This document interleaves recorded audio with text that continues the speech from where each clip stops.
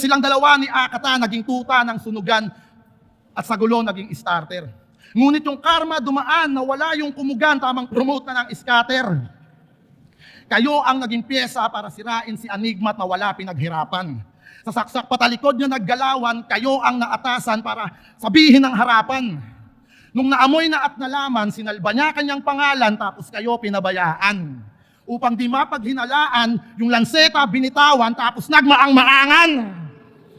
Di ba sa universidad, binigyan kanya ng budget, ngayon sila may aral na. Ni minsan di ka nga na market. Tapos bigla kang binagsak, tinuring kang bano na prospect, na wala na yung collab, wala na ring special project. Tangina kasi sayang naman yung talent mo, kumakanta pa naman ng balad to. Sa pagtono masipag. Huling track mong nasagap ko, sa YouTube ko nahanap bro. Puta ginamit pang prenup. Di ko man lang namalayang na mahal ka ng ganito.